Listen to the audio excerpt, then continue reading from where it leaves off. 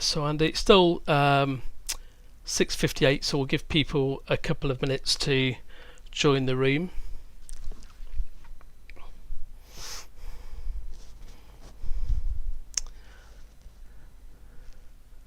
So what have you been up to this week, Andy? So Andy, it's still It's pre-budget time. It's just speculation. I think yeah, I've seen as much speculation in a pre-budget ever.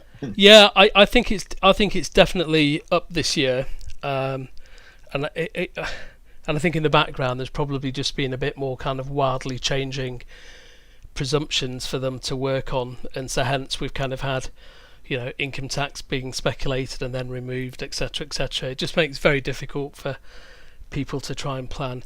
We're just Andy and I just having a bit of preamble. We're just going to wait a couple of minutes for people to join because it's not quite 7 o'clock, and then we'll get going. We've just been just having a bit of a natter offline about the budget, and obviously budget speculation has been absolutely fever pitch this year, and I think it's probably fair to say that it's been more than ever before. Okay, Andy, it's 7 o'clock. I'm sure some people will still be joining us, but let's get going. So, welcome everybody. I'm Tony Goldstone. I'm a radiologist up in East Yorkshire and the director of Goldstone PenFinTech. Just kind of a little bit of background about me. I've been very much involved in pensions and pensions policy and pensions modelling for almost 10 years ago now. It was all a little bit by accident how it all started. Just over 10 years ago, I genuinely had never heard of the annual allowance. When I got my first brown envelope, I didn't know what it was, and I filed it. I didn't properly read it. It just went in, all my kind of paper filing, assuming it was all the bump telling me how good the pension scheme is, etc. And it wasn't until a year later that a colleague came into the room who was kind of a similar level of seniority to me, and he was looking very pale-faced, and he was looking very pale-faced because he'd gone to see somebody like Andy who told him that he'd got a big fat charge, and then the very following day my new brown envelope arrived on my doormat, and then I did some sums and I realised that I also had a big fat charge. And this was kind of way back in my very early 40s, and as a kind of clinical manager then as well, I realised that if people like me in their early 40s were getting charges, then the NHS is going to be doomed. So I've got very involved in the kind of politics of it and the BMA, etc., and done lots of modelling tools. Initially the free modelling tools in DN UK, and then the BMA Goldstone modeller. But there's still a lot of unmet need, and a lot of the unmet need is coming from, unfortunately, the pretty poor administration standards that we're getting at the moment, and so hopefully this product will meet some of that unmet need. So that's me, and I'm really happy to be joined by an absolute preeminent expert in the field of annual allowance and NHS pensions, who is Andy Powell. So I'll let Andy introduce himself. Yeah, hi everyone. I'm Andy Powell. I've been a specialist medical accountant now for just over 30 years, advising GPs, consultants, and all kinds of medics and associated people with the NHS. I've been involved with the annual allowance for more than a decade, particularly when it started to go horribly wrong, mid-2010s. It has improved recently, which is good, but we still have quite significant problems, particularly for higher earners, and indeed slightly different problems for those probably around the 100,000 level, which we'll talk about in a bit more detail this evening. Yeah, that's brilliant. And Andy and I go back quite a long time now, because Andy's also on the board of AISMA, and we've kind of done a lot of kind of policy work in the background to try and convince government to do the right thing. And obviously we have had significant changes over the past few years, and grateful to the unions and people like Andy for doing all that they've done around the mess that is annual allowance. So anyway, I was going to talk you through the kind of the modeler from the beginning of the process through to kind of modelling, and then we will leave a bit of time for some questions and answers. My wife Joanne is in the chat, and if you think you need to be subscribed to ask questions, so if you subscribe to the YouTube channel, you can ask questions, and then if there's any questions, Andy and I will do our best to answer them. So the beginning of the process starts with registration. So in previous years, and I've been putting modelers out for I think the last 10 years, everything's just been downloadable, and it's a bit of a nightmare to try and do things like version control, and it's very difficult to take numbers from one year to the other. So we've turned it into a web tool, and you can only get this by registering. And so you can use this QR code here, or you can use this URL bit.ly/GPFT. It will ask you some screening questions that will kind of help give you kind of a customized link with some of it kind of pre-filled, and just kind of advise you on what's suitable for you and what's not suitable for you. And once you do that, there was a big backlog because one of our IT providers didn't want all the pre-registration to go out at once. There were about 2,200, but now you should be getting this within a few hours. So you'll get an email that looks a little bit like this. I'll just zoom out a little bit so you can see it. Or is it just a bit off center? Let me just move it over there a little bit. So you get an email that looks a little bit like this. This link here will be the link to your modeler. If you've not received it, it should be coming from noreply@jotform.com, so check your spam, and then if you still haven't got it, if you just give us an email, it's info@goldstonepenfintech.com, and Joe will sort you out with a new link, and maybe give an alternate email address as well, because some email addresses, including nhs.net, sometimes are a bit funny about getting URL links.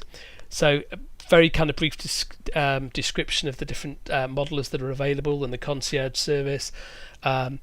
There's also a custom link for you that's kind of taken some of that data that you put in the original form. If you want to buy any of the premium modelers or the Concierge service, we'll talk about that later.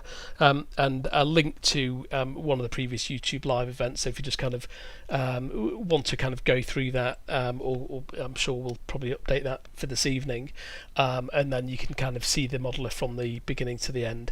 So if we just kind of click on that, well, I've already kind of done it, and here, and then we'll kind of walk you through what you will get. So the first thing to say is that all the modelers are going to be locked to you, and that's to make sure that this is going to just be used for free, non-commercial use. So this particular product isn't for IFAs and accountants to use and then charge their clients money. It's personal to you, and it's also personal to you because then you can save scenarios. So the whole idea of this sort of thing is so you can look at different scenarios, look at different levels of income, etc., and then save it and then come back to it. And the other reason to come back to it is that some things will be a lot more accurate later in the tax year. So you can look at your position now in with an October payslip, but we're only kind of halfway through the tax year, so you can then kind of just ping it back to your own email and then come back to your numbers later. So I'm going to talk you through the bronze modeler first, then going to talk you through the silver modeler, which will tell you if you've got an AA charge. It will cover basic tapering analysis. We'll talk about the 100k tax trap, and SIPPs and income control to try and navigate that, and also the marginal rate analysis. And that's 75 plus VAT, so £90. Or there's the gold level modeler, which is everything in silver, but there's a bit more tapering analysis in there as well, and that's 100 plus VAT or £120. And then finally, there's the Concierge service, which I'll just kind of show you how to do very quickly, but we'll talk about it once we've kind of gone through the free modeler. But it's super easy. So if you click through to Concierge, and so you select whichever model you want, so it could just be the free one, or let's say you want a silver plus Concierge, and then all you have to do is download 4 payslips, and that literally takes 1 minute in ESR. So your March 23, 24, 25 payslip and the October payslip, drag and drop them in here, and then we also need a TRS, and so that means for the moment this service is just non-GPs in England, but we're hoping to have Wales live by the weekend or in the very near future. So you just upload your pay slips, you upload your total reward statement, and then we'll pre-populate your modeler and get you as far as validation. But we'll come back to that later when I'll show you an actual concierge example. So coming back to the free modeler, so we're just saying this is the completely free product. There's no obligation to buy anything at all, and if you want to do all of this yourself, this is what you have to do. So if we scroll past all of that and then we get into the modeler itself, there's a bit of kind of preamble over what this does and what this doesn't do, and that's to be read in conjunction with a disclaimer at the end, which I won't cover in detail, but you can read that at your own leisure, because obviously disclaimers are important. So essentially, to use this tool, you are going to need 2 documents for a non-GP, and Andy will talk a little bit more about GPs in a few minutes. But if you're a GP, if you've got a 24/25 TRS, and that's TRS that on the pensionable earning statement shows a 2025 value, and if you've got an October payslip or a September payslip, if you've not got your October payslip, for the vast majority of people, that's all that you need. Okay, now this top bit is really important, because this top bit tells the modeler which questions that you need to answer. So most people who are here this evening, and most people of the 2,400 odd people that have registered, fall into this category. So they're in the 1995 scheme and the 2015 scheme, which we're all in since 2022, and they also started before 2012. And the reason it asks when you first start in the pension scheme is that's about eligibility for McLeod. So these are people who will generally have had or will be expecting an RPSS, but we won't get sidetracked by that nightmare at the moment. So I'm going to talk you through this example. So this is an officer, so this is a non-GP who started before 2012, and they're in the 95 and the 15 scheme. This is a really important question. So if you've opted out between April 2022 and now, if you've been out of the scheme or you've got a gap in service, this modeler is not for you. And that's simply because you need a ton more data to be able to calculate your pensionable pay in the 1995 section, primarily for people that have been in and out. And the rules around it are complicated, and it's just not feasible in a self-service modeler. Tell it what scheme you're in, so England, Wales, Scotland, Northern Ireland, or a mix of the above. And this bit is important as well. So if you want to see help videos at every step, if you click show videos, I think, how many did we record, Andy? Was it 15 odd videos that will kind of show you every bit of it? But for now, we'll show hide videos because it makes the page much longer with show videos. Okay, so into the modeler itself. So as I said, for most people, officers, you're going to need 2 documents. So we're going to start off with a total reward statement, and we actually just need 2 pages of the total reward statement. Now, people that follow me on Twitter will know I'm not a fan of the total reward statement. I think it's a really rubbish, very long and overcomplicated document. But there's just 2 pages that you're going to need to look for. So one is the standard benefits 2015 pensionable earnings statement for people in the 1995 scheme, and that's going to give you your pensionable pay, your actual pensionable pay in 3 years, and these are year ends. So 2023 is the 22/23 tax year, and through to the year ending 2025, and that's your pay values there. And then you're going to need to find the standard benefits 1995 section annual benefit statement, and then that's going to give you an amount of service. So in this example here, it's 21 years 147 days. Now one of the problems with the current TRS that's a bit of a mess is that everything is duplicated and looks very similar, and so there's going to be 2 pages that say annual benefit 1995 section, for example. One is going to have standard benefits, and these are your rolled back benefits, So that's 21 years, and then the other one is going to say alternate benefits, where that value is going to be a lot lower. So if you've been a full-time member in the scheme, it's going to be 7 years lower. So really important that you get this number right. And so all we've done down here is just copied these pay values from here, and we've copied the service down to here. Now, one bit that's not on your TRS, that is indirectly on your pay slips, and you should know, is what is your work time equivalent. Yep, so this example here is a full-time member, so you just put 100%. So if you're a consultant, full-time is 10 or more PAs, it's 100%. But if you're on 7.5 PAs, you'd put 75%. If you're on 8 PAs, you'd put 80%. Now, quite a few people have asked me in various different forums, well, what if I changed my work time equivalent? And that's really easy to kind of do just with a calculator on your phone. So let's say, for example, you did 4 months, it's 80%, and then 8 months, it's 60%. You would just do 4 over 12 times 60, and then plus 8 over 12 times 80, and then that will give you the averaged fraction. So you're basically putting in the averaged work time equivalent over the year if that is changed. This question is redundant, so I've not actually put anything in it. It was just meant as a kind of a checksum, but you don't need to fill that in. That I'm probably going to delete that. And then this is that membership, those 21 years, 147 days. Now, some members will have been fortunate enough to buy something called added years. So if you've got added years, you'll know about it, and most people will know the details of their added years contract. But if you don't, if you click show help, there's a link here to get something called an O5 service and pay extract, and that will show you the details of your added year contract down here.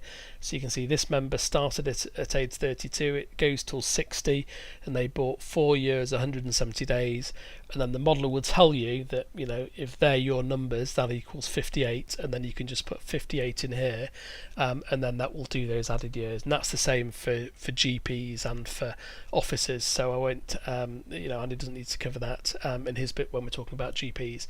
So that's the bit that tells it about the last 3 years, and then you need to tell it crucially about the current year, because the current year is the year that you can do something about. And so this is a September pay slip, but you could be giving this an October pay slip, and generally the later the better. So you just select which pay slip it is here, and you just need 2 figures. So you need pensionable pay year to date, so that's that figure copied here, and then we've got the this period pensionable pay. Now, the reason you can't do anything before a September pay slip is for a member in England, the back pay for the pay award was paid in August, and so for this method you need the first regular pay slip that doesn't include any back pay. So for a consultant, for example, who doesn't increment in the remainder of this tax year, this method is fine. Now, if you do increment, or if you're in a nation that's not yet had the back pay, or indeed doesn't know when or how the back pay is coming, then you're going to need to put in your own estimate of what your actual pay is, and if you're less than full time, what your whole time equivalent pay is. So that will do it manually. Okay, and then that gets us down to here. So this question is, have you received your pension savings statement for 23-24 or 24-25? I hear people falling off their chair and laughing because sadly lots of people haven't got those, but if you have, you can click yes, and then you can put values in, and then if you put the values in, you can then choose whether or not this table shows you an estimate or the official values. You can see that's changed from estimate to official values. Sorry, the one bit I missed was industrial action, which is kind of pertinent at the moment. So for consultants in 23-24, if you had any disallowed days, it's important to include those in the calculations. So for example, if the answer to that was yes and you had 4 days, that would then include that in the calculations. But for now, let's just say ignore these and change it back to 0. Okay, so based on that profile, and we're going to stick with estimates, we're going to say that we've not had a pension savings statement, this takes you to this output, and this is basically how far you get with the completely free modeler. Okay, so this shows you what's happening to your pay, what's happening to your service. Now you'll see that service is flat because this member doesn't have added years, and it also will show you your pension. So we can see the 2015 pension here and the 1995 pension here.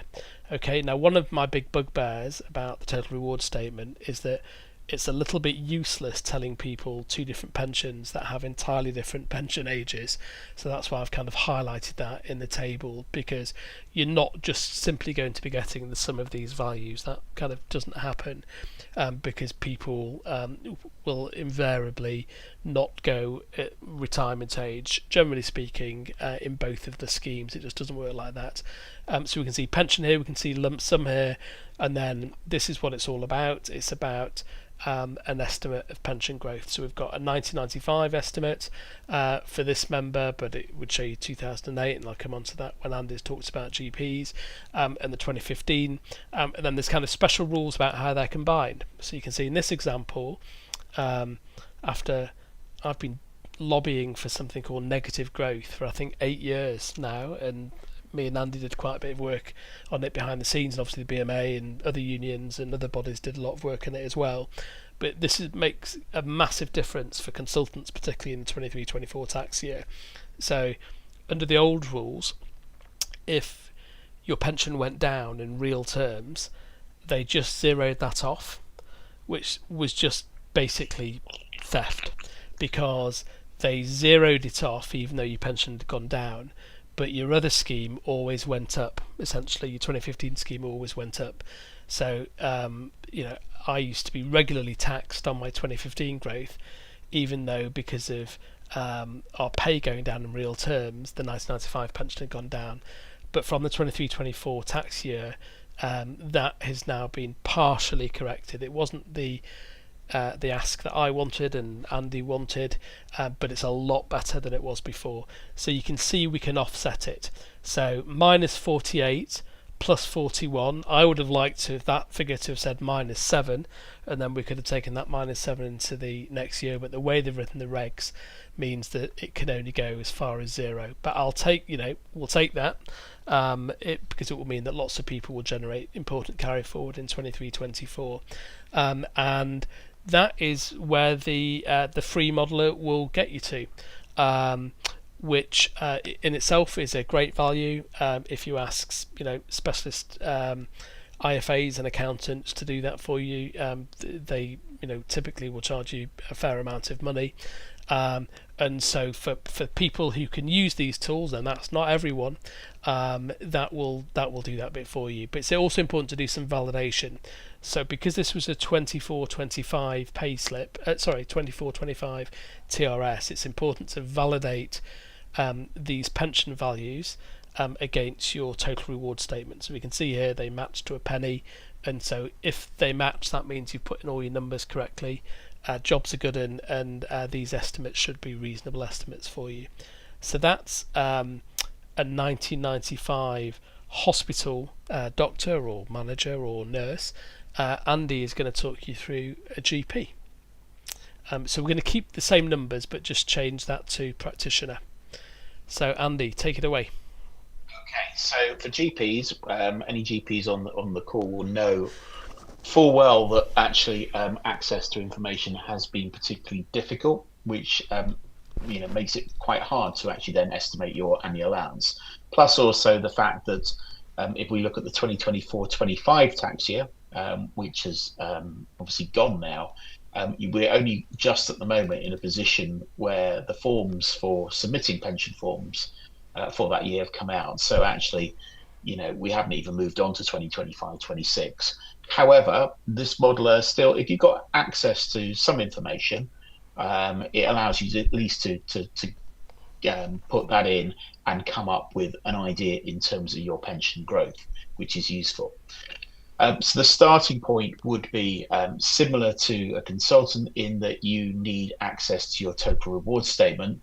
Now, for a GP, at best, that is probably going to be now updated to 2023-24, but it may not even be that far. It may be the previous year. So right at the bottom, we can put in the benefits in the 1995 or 2008 section. This is a 1995 example, and we've got the option to put it in of 2024 or indeed 2023 if your statement isn't even up to date to 2024. So you're not going to be 2025 at the moment. So we assume 2024, and we'll assume that actually the TRS is showing a pension accrued amount of £50,000, and that's what we put in. Okay, fairly simple. Even if you haven't got a TRS, if you've got any kind of just idea, gut feel of what your pension is based on an old one rolled forward, or maybe some information your accountant's given you, you can put a figure in there which just gives you an idea of the estimate. Getting that estimate wrong, only slightly, is not going to change the figures dramatically, because the most important figures are actually going to be from here onwards the pensionable earnings figures. So what we need to do is enter the pensionable earning figures for 2023, 2024, and 2025. Okay. Now, 2023 and 2024, if you're a GP, you should have submitted pension forms for that year, either as a salary GP, a Type 2 pension form, or as a GP partner, a Type 1 pension form. You should be able to get that information from that form that you submitted, because it will have the total pensionable pay figure on there. Remember, it's your pensionable pay from all sources. So if you are doing work for maybe an ICB, and you're doing partner work and maybe doing some locum work, if it's pensionable, you've got to amalgamate it to give that total figure. So you get the information for 23 and 24 from the certificates you've completed. For 2025, I suspect your accountant won't have completed your certificate yet, because, as I said, the Type 1 for partners hasn't actually appeared yet. One of my bigger bugbears, and one of Tony's bugbears, is how late in the day these things appear. But again, so for 2025, you'll probably have to estimate that. And simply, it's probably a case of just looking at your accounts. If your earnings have gone up by 3%, then I'd probably take your 2024 estimate and up it by 3%. As simple as that. So put an estimate in there. Exactly the same with the added years, as Tony showed before. We can deal with that, but we're not going to cover that now. And then the last thing we need to do is then put an estimate in for 2025-26. Now that gets even harder for GPs, because if you're basing it on accounts, you won't know what you've earned. Okay, it's slightly easier for a salary GP. So again, it's your best estimate of what you think you're going to earn. So if you put that in there, in the 2025-26, put the annual figure in there. That will put the 4 years in you need, and an estimate of your accrued benefits in your legacy pension scheme. And then rolling down from that, what it's going to do then is, in a similar way to the consultant, is chuck out the pension growth figures. To a certain extent, they're going to be more consistent for a GP than a consultant, where it was yo-yoing around. And that's because GPs are always based on a career average earnings scheme, both in the legacy and the 2015 scheme. So there's no final salary link there. But it will give you a sort of combined growth towards the bottom. Now, health warning on this for GPs, the two health warnings. Obviously, it's based on estimated information. But, as I said, if it's not too far off, it's going to give you an idea of where your growth is going. The second thing, there is a slight complication with GP pension calculations, in that part of the pension is based on your sort of pre-GP period, your officer status bit, so when you're working in hospitals. And they adjust that in a sort of complicated way called a flexibility value earnings credit. And that just goes up by a slightly different percentage each year than the main bit of the pension. We haven't factored that into this modeler, so there will be a slight difference with the final figures, but it's not going to be sizable. It's going to be hundreds of pounds different from the calculation rather than thousands. It will still give you a good idea of what your pension growth is. So, use the tool to play around with that. And, as we've said before, you can go back in, revisit the figures, so you can change that 25-26 estimate if you wanted to. And see what happens. That's great. Thanks, Andy. Just one little kind of cheat as well. So if you're struggling to get an estimate for your pension value, one place where it is present but hidden is pension saving statements. So for example, if you've had an RPSS, that takes you to the end of the 2023 tax year. And so if you look at the closing value table for the 1995 section, you'll have a value, and then you can just divide that by 19 if you're in the 1995 scheme, and then that is your pension value estimated by the scheme on your RPSS. And if you've got a 23-24 pension savings statement, you do exactly the same thing. Take that away from 5th of April 24 and divide it by 19. Now, if you're a practitioner but in the 2008 scheme, very similar process, but you divide it by 16 because the factors are slightly different because of the lack of automatic lump sum. So you can just take the RPSS or the pension savings statement value, divide them by 16 or 19 if you've not got a TRS, and then that will give you a really accurate figure for pension to those dates. So let's move onwards and upwards to the 2008 scheme. So we're now going to say we've got somebody who started pre-2012 and they're in the 2008 scheme. Either that must be through choice. If they no, not necessarily through choice actually, if they'd started between 2018 or 2008 and 2012. And for that we need a slightly different page on the total reward statement, because we need earnings data that goes back all the way to the 15/16 tax year. So instead, if we look for the alternate benefits 2015 statement, and then similarly we look for the standard benefits TRS for that service, but we've got all of these pay values, and then we simply put all of those pay values in here. So we've got the most recent year, 3 recent years at the top, and we need to put in the work time equivalent exactly the same way that I explained before, and then we just transcribe the 15/16 through 21/22 tax years down here. Now if you came over as choice, then you're going to need to tell it how much service you had pre-2008. So for example, if you've got 21 years 147 days and you were full-time in the scheme, it does suggest a value here that might be 7 years and 147 days, and you need to put that in there because then that will work out if you've got a mandatory lump sum and what that mandatory lump sum will be, but we won't complicate it with that at the moment.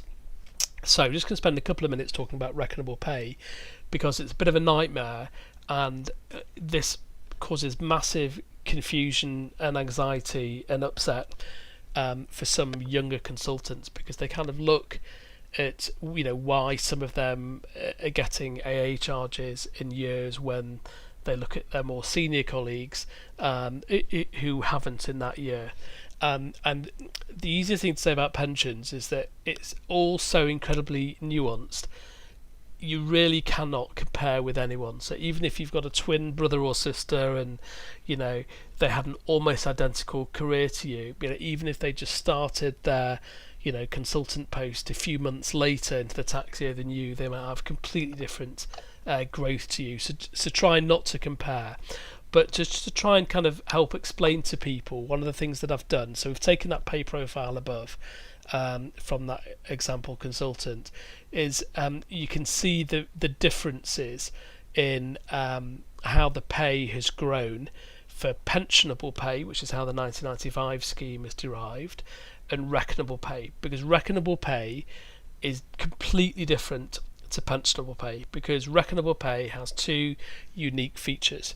Okay, so the first is that it uses a 3-year average, and that's kind of a good thing, because it means if you have a big pay spike pardon me, then that pay spike is averaged over 3 years. But then it gets ridiculously complicated by looking back also over the last 10 years to pick the best 3-year average period. Okay, so as we can see from this real example of numbers, if we compare some of these values here, they're radically different. Okay, so if we look at the tax year starting 23-24, in the 1995 scheme, this member will have had really low growth, way below inflation, and they would have had a massive negative PIA. But in the 2008 scheme, it's radically different. So 2.9% becomes 9%. But then just the following year, The 24-25 growth here is massive at 15%, but then it's just inflation, 6.7% the following year. So there's just no correlation between, or there's no easy correlation between looking at how your pensionable pay has changed and how your reckonable pay has changed. Now, if you're a bit of a nerd, and I'm a bit of a nerd, and Andy's probably a bit of a nerd as well, and you want to kind of understand exactly where your pay figures have come from, you can show this kind of max, show reckonable pay and how it's been calculated.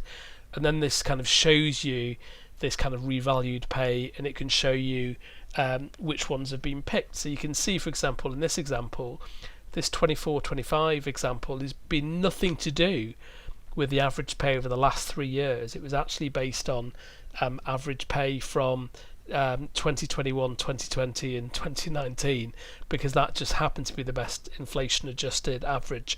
And because we've been through really labile inflation, it just becomes impossibly difficult to predict these things without a modeler such as this. And it's probably worth saying there is a good free tool available from NHS employers that will generally calculate your in-year growth, but it's really very poor value for 2008 members, because what it asks you to do is it asks you to give you last year's reckonable pay, and then as an estimate of this year's reckonable pay, it just asks you for your pensionable pay. So we can see here, for this member, they will have put in last year's reckonable pay, which is 153, but then if they put in this year's pensionable pay, that's 170, but actually the reckonable pay is 156. So you're going to get wildly inaccurate values if you use that tool if you're in the 2008 scheme, in my opinion. So I would strongly advise using this. Exactly the same as the 95 officer, you need to give it a current pay slip, and then exactly the same as well. You can put your strike days in. There's obviously no added years in the 2008 scheme. If you've got a pension savings statement, you can put it in there, and then you will get the growth figures exactly as you did before. But all of these tables have updated, so now it's 2008 PIAs and 2008 pensions, and we can see there's a couple of years with negative values there, etc. And then we've got the total growth there to give you an idea of your growth. And again, that's completely free, but people may want to just cross-check it against their total reward statement to check the reckonable pay figure is correct, and also to check that the pension is correct, so that they know that everything has been validated correctly, and hopefully NHS BSA have calculated your TRS correctly, because we have seen quite a few where they don't always do that. So that's the free service, and now that kind of concierges quite nicely. It goes into the jump in there, Tony. Yeah, of course you can. Just quickly, just for GPs, the good news is for GPs. There is some good news for GPs. The 2008 scheme, you don't have to enter all that detail. It's exactly the same as the example I gave for the 1995 scheme, because yours isn't as complicated.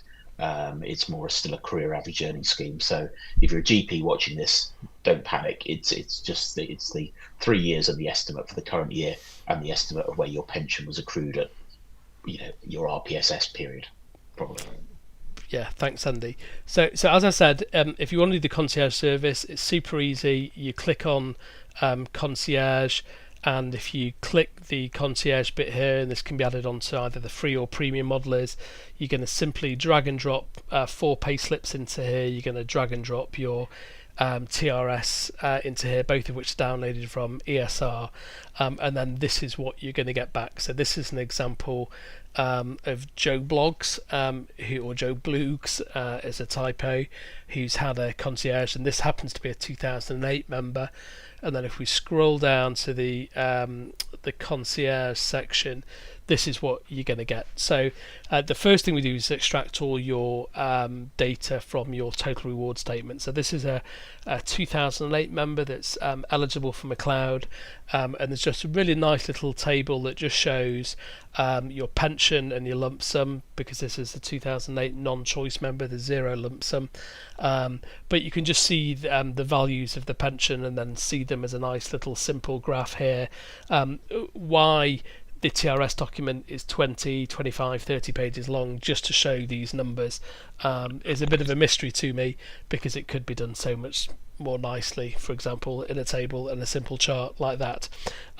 So that's your imported TRS data, and then it does some validation. So for example, it's compared here the imported from your annual benefit statement pension, and then it's done the modeler calculated from the raw data that we've extracted for you and put it into your modeler.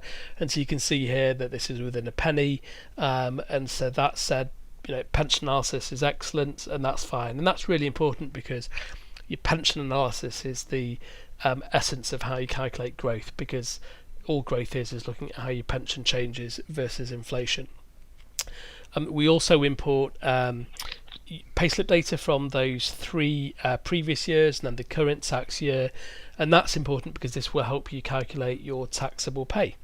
And Andy's going to talk all about taxable pay in just a minute, because that's probably one of the most important bits of the modeler, is getting those taxable pay figures right, because there's a couple of really crucial kind of tax traps or cliff edges in the tax system, one at 100 and one at 200,000 pay. So getting taxable pay is super right. So this concierge service will help you get that right. And then we do an analysis of the pay from your TRS versus your provided payslip data. So we can see here there's a couple of discrepancies. So in this example, there's a 251 and then there's a negative 251. So we call that a balanced match, and that just so happens to be the back pay. And so that's been done correctly in this example, but we've seen quite a few where the back pay hasn't been processed at all, and obviously then there's an opportunity to potentially save annual allowance charges by getting that correctly processed, or where it's been either incorrectly processed because there's an unbalanced matched, and then to just tell you what you need to do just to check what's happened in the background by getting something called an O5 service and pay extract, because it might be that the TRS value differs from the value down here, for example, that's being used in the more up-to-date data, so then no action is needed. And finally, we just do a bit of work looking at your work time equivalent pay. Now this member's full-time, so this bit isn't particularly relevant, but a really important value in an area where there can be lots of mistakes by employers putting in data incorrectly, etc., is calculating the work time equivalent. So we do that based on your payslip data, and give you a calculated work time equivalent, and then that compares your total reward statement, which includes that work time equivalent value bundled into the 1995 pay or the 2008 reckonable pay, and again in this example it's an excellent match, so everything is good, and so that's kind of the concierge service. So we do that validation, we produce that report for you, and then we send you back the modeler, because there are still more bits to put in it relating to your pay. So Andy, do you want to talk through taxable pay? And so if you're 100% confident about these values, or you've got them from your accountant, you can put them in here, but what we suggest you do is use this optional taxable pay modeler, but I'll get Andy to talk about taxable pay. So we're looking at taxable pay in the context of firstly the 200,000 limit, which is where we start to see tapering become a problem. Excuse me a second. And what taxable pay for the purpose of annual allowance. So we have to sort of work out what is called your threshold income. And your threshold income is basically your taxable pay. So if you're a hospital consultant, it is the income after pension has been deducted. So that's usually summarized on your P60 as taxable pay, or on your pay slip as the cumulative taxable pay. So that takes account of pension deductions already. So you don't need to take those into account because they've already been taken into account. If you're a GP, slightly different, because if you're a self-employed GP, employed GPs, it's exactly the same as consultant. Self-employed GP, you would need to factor in your pension contributions that you've paid, because you claim those separately in your tax return. I've got a glass of water with me. However, you also then need to factor in other income as well. So the threshold income factors in. You've got to factor in, if you've got any shared dividends, any property income, any private practice income through self-employment. Anything that's being declared on your tax return as your personal income needs to go in there. And things like dividends and interest are the gross amount received, the total amount received, not the actual taxable amount, because you will get a tax allowance towards it. You also, if you are employed and are claiming tax deductions for things like your GMC and MDU, etc., they need to also be entered here, because that comes off your calculation of taxable pay for the purpose of working out where we start with the annual allowance calculation and tapering. So really important that that's put in there. Now, the one thing, we'll talk about the 100,000 level as well separately. There is a difference. The one thing that's different is gift aid. So when we look at the £100,000 threshold, which is the bit where you start to do things like your child benefit and your tax-free personal allowance, you can take into account gift aid payments. But for the purposes of pension annual allowance tapering, you can't take it in. So please ignore that, okay? When it comes to things like salary sacrifice, then what you need to do is actually you should get a benefit in kind statement of what's called a P11D each year, giving you the calculation of your taxable benefits in kind. You do need to add that in as other taxable income, but don't put, it's not going to be the same as the salary sacrifice amount. So this box will self-populate from the pay slips information in the consultant side. Add in any taxable income from your tax return, take off your employment tax rebates, so your GMC, etc., and that will then give you the starting point for taxable pay for looking at tapering. That's great. Cheers, Andy. So, and then just going back to this section, so we will have got these values from the helper value. The next thing we need to do is tell it if we've had any gross private pension contributions. So this is the gross amount that goes in, is it box 1 or box 1A of your tax return, as opposed to the amount that you actually paid for the SIPPs. That includes the kind of 20% top up from the government to the SIPP provider.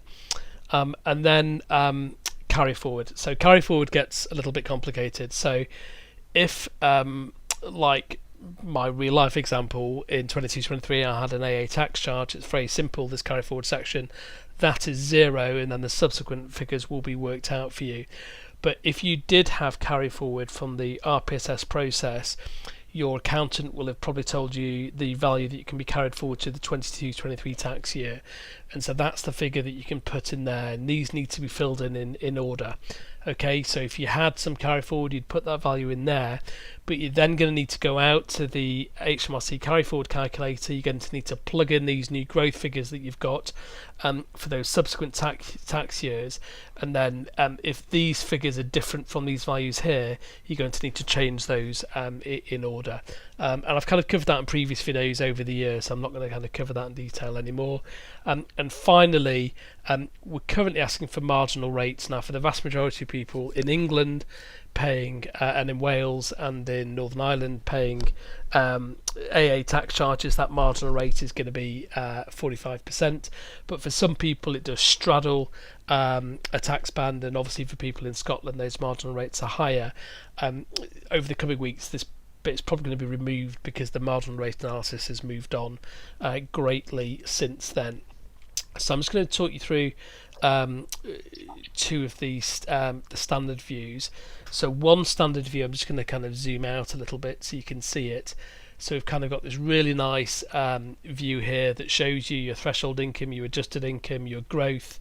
If you've got a tax charge, they'll appear here, and a little kind of red bar will show it you as well. Please also remember what's happened to your pension. So if you've got an AA tax charge, have a look at this light blue box. Have a look at how much your pension has gone up by, because you've generally got an AA tax charge because everything has gone up a lot. And I'll let Andy talk about this kind of more accountancy type view, because this is the sort of thing that excites Andy.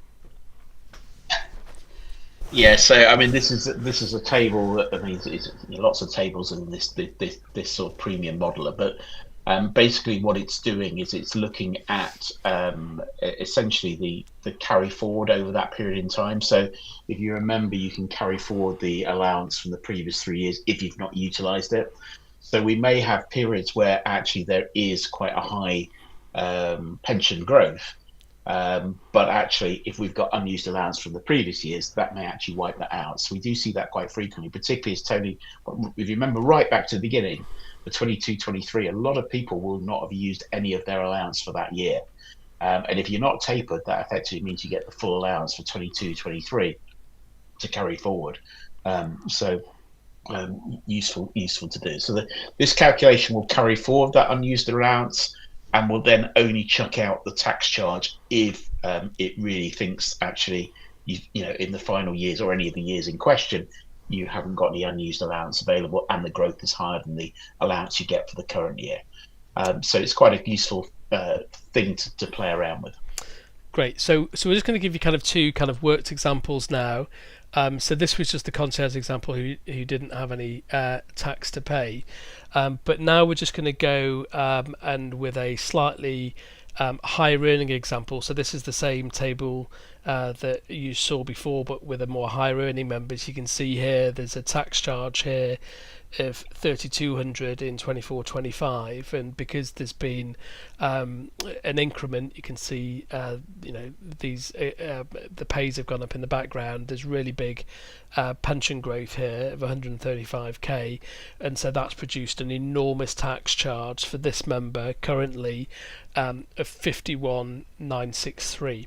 But you'll notice here that this member has got a taxable income of 204, so that's over that 200k taper cliff threshold. So this is the view that you get in the silver modeler, and because they've tapered and they've got an adjusted income over 260, rather than getting 60,000 in-year allowance, they've only got 20,176. That little star there means that it's tapered, and that's contributed towards this big fat tax charge of £51,000. So that's in the silver modeler, but then this bit down here, this kind of more advanced tapering analysis, I'll just zoom in a tiny bit, comes with the gold modeler.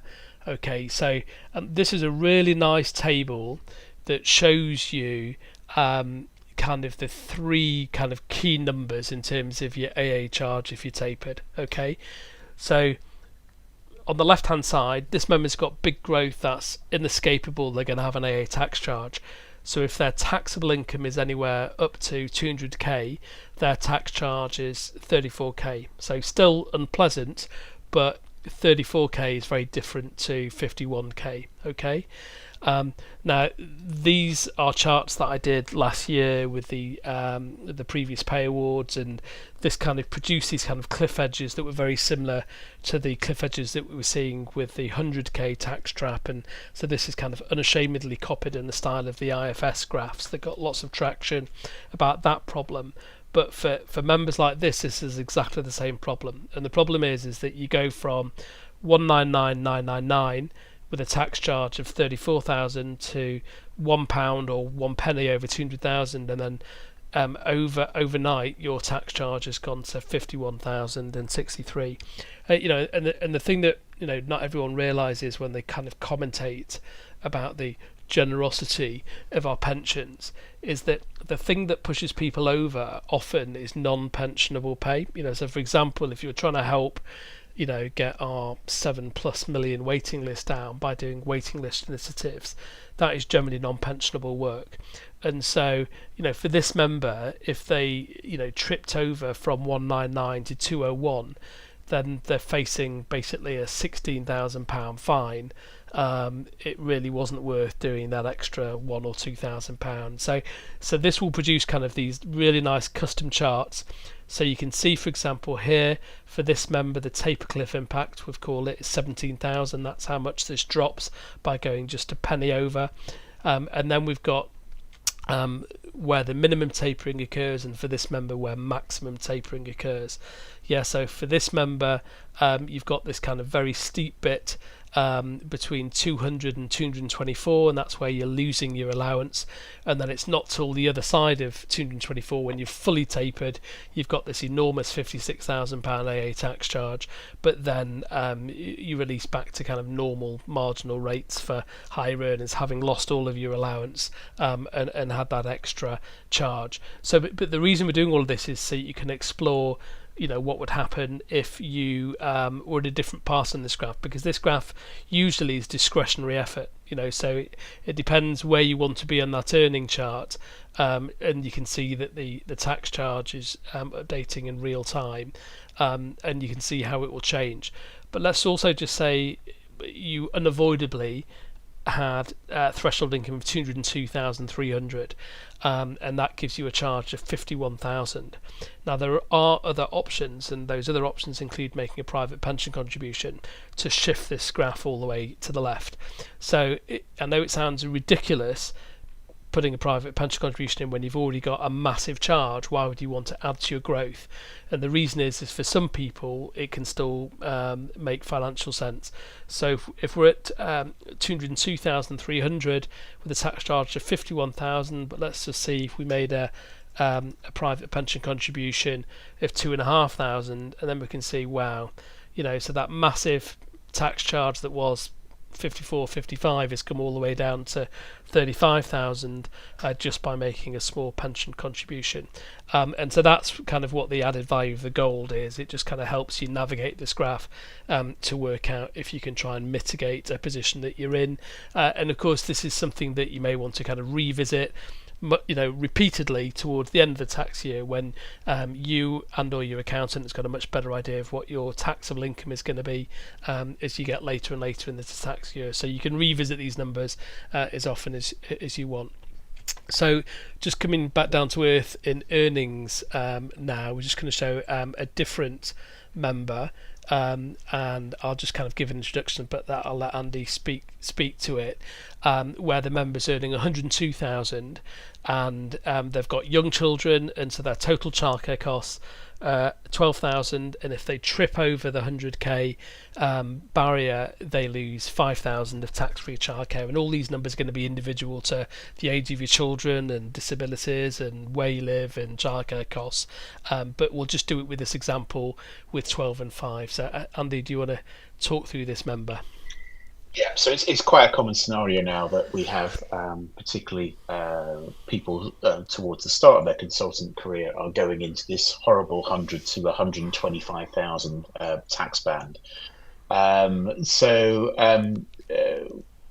It's even worse, particularly in Scotland. So we've got various options within here. We can add in student loan if we want to. We can add in Scottish tax if we want to. So it will play around with just different variances. But really the purpose of this is once you go above that 100,000 level, not only do you start to lose the tax-free personal allowance, really for every pound you go over, for every £2 you go over, you lose £1 of personal tax-free personal allowance, which in England, Wales and Scotland, Northern Ireland gives you a 60% marginal tax rate. In Scotland, it's 67.5%. You've got a 2% national insurance charge. You may have student loan. You've got then the loss of the childcare as well, because it's fairly, it is a cliff edge. You go over, you lose the childcare. So again, what this graph does, pretty similar to the last one, it will give you in a graphical form where you are on that. But what it will also allow you to do is start to play around with these figures. So again, with the example with the pension side, we could play around with the earnings. Can we get the earnings below the example at the moment from 102,000 down? So you could potentially slide that down. But then we can look at doing SIPPs. So SIPP pension would reduce it to get you below 100,000. And as I mentioned before, in this example, gift aid also comes into play as well. So pretty similar to the SIPP pension, you can have to put in the gross gift. So it's not actually what you physically pay the charity, because the charity also gets basic rate tax relief back from the government. It's the payment you make multiplied by 100 divided by 80. There is a further tweak with gift aid in that it's the one bit you can carry back from a few further, the current year you're in to the previous year. So if you go slightly over the 100,000 limit, then there are possibilities still to get below it. But you can see from this at the moment we've got 102,000. We just zero that back at the moment. Post-tax national insurance 69,000. After childcare 57,000. So we've lost effectively that childcare allowance. If we put in maybe a SIP for 2,500, that is going to bring us down to below 100,000, and we can see actually our income has gone up. So our after childcare income has now gone up to £61,271. So actually, not only have you got more income in your pocket, but you've also managed to invest in a SIP as well. So it's just a really good example for those particularly worried about the 100,000 level as to how you can play around with this and use the modeler to model different scenarios, different levels of income, different gift aid, different pension to try and get you below that.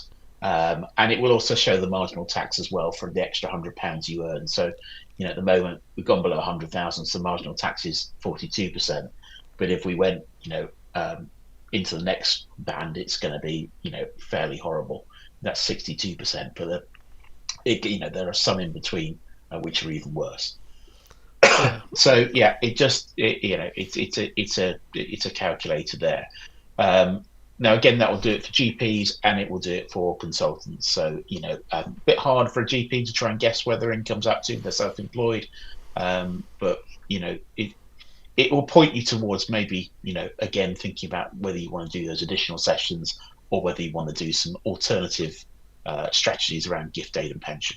Yeah, but crucial to be able to think about SIPP as a strategy, you need to have some idea of what your growth is going to be. So even though in this example this member has got massive growth of 85,000 in this current tax year predicted, they did have quite a lot of carry forward to take into that year.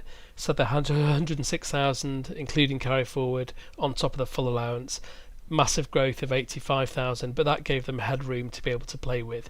But it will tell you, so for example, if we just said made that £25,000 SIP, and so it will warn you down here that your SIP has gone in excess of your headroom. So that 3,900 excess over your headroom in this example will of course be subject to an AA charge, so that's generated an AA charge.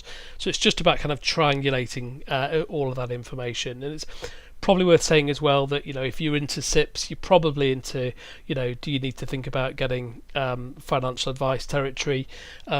Also worth saying that I probably wouldn't be investing in SIPs this side of a budget, so I'd probably want to know if there's going to be any changes on the other side of a budget, because obviously people may not wish to invest in a SIP if, for example, a lifetime allowance were reintroduced, and I don't think that's going to happen, but if it did, that may change your kind of calculation of do you want to kind of be building more pension, and there's also I'll just bring this down to the 2,500 example that Andy gave and said then this will kind of show you to buy a SIP of 2,500 you pay 2,000, the government pays the SIP provider £500, and then you claim back 1188 via tax returns. That makes the cost of the SIP as low as £813. But all of this, of course, is crucially dependent on you not getting into AA territory, and so that's what this tool is trying to help you navigate and understand. So that's a lot to take in, and actually not that many questions. So we obviously answered everything, Andy. But there are just a couple of questions. So one was, can you kindly share the link and where to sign up? And so we did that at the beginning, and so that was here. So bit.ly GPFT interest, and then people can sign up there, and they should get that within the not too distant future. And then there's a question about deadlines. I understand the deadline is normally July after the tax return. Given the lack of recent statements from BSA and then the RPSS changes, which years can we retrospectively apply for scheme pays? So I think the easiest answer to this is that the government know they don't have a leg to stand on with maladministration and scheme pays deadlines. So if they've not produced any statements for you, they're not going to be able to deny you scheme pays. So the technical answer is you're always meant to apply by July after the tax year is closed. But it can be pretty difficult to work out what your estimated charge is going to be. So in an ideal world, put in a scheme pays application, estimate. But if you're not able to do it, I wouldn't be losing sleep over it, because the scheme know that if they've not been able to meet their legal statutory deadline to send you a pension savings statement, and then you end up with a charge, that they have to bear some of the responsibility for that. Is that a fair? Yeah, I mean, we always had it in the case in the past even when the system was working better in hospitals for GPs, because they came out so late. You often had scenarios where someone did actually have an annual allowance charge, and actually this time had gone, because it's the trigger point is actually, they've got to produce the pension savings statement by law. If they fail to do that, then they can't really deny you doing the scheme pays election. Slight concern would be around interest, because actually what the scheme pays election does is trigger a payment from the pensions agency to HMRC to cover your tax charge. And if that's really late, then HMRC, we have seen in the past, don't try and charge interest. I think in the current circumstance, I think there'll be a very strong case for getting that interest compensated, because of the lack of information coming through. The bottom line is, though, you can use this modeler. It will give you an estimate. If you really want to belt and braces it, you can use these estimates. The beauty of scheme pays estimates is you can submit them with an estimate, and you can tick the box that says this is an estimated submission. You've then got 4 years to actually go and recorrect that. So hopefully in that 4-year period, we'll see some proper data, and you can go in and rechange that at any point in that 4-year period. You have to go and notify HMRC that you've changed it as well. So that's a bit of a faff, but it's also, allows you a bit of breathing space there. So if you've just gone over, probably, I believe it's the PSS, but if you've probably, got a quite a big tax charge, then probably may consider doing an estimate. That's brilliant. Well, thank you very much, everyone, for your attention. If you want to rewatch it, it will be on YouTube shortly, and we'll kind of keep it there if people want to kind of go through it at their own pace. As I said, the only way to get this, there's no way of kind of sharing a modeler with somebody else, or there's nothing to download. You do need to go through this registration process. So register at bit.ly/GPFT, and you usually get a response back in a few hours now. And as I said previously, there's no obligation at all to buy, but if you want those more advanced features, you'll need to get a premium modeler. And if you want us to do the hard work for you and get all the information from payslips, etc., use our Concierge service. So thank you very much. Thank you very much, Andy, for your expertise as always, and advice. And thank you very much, everyone, for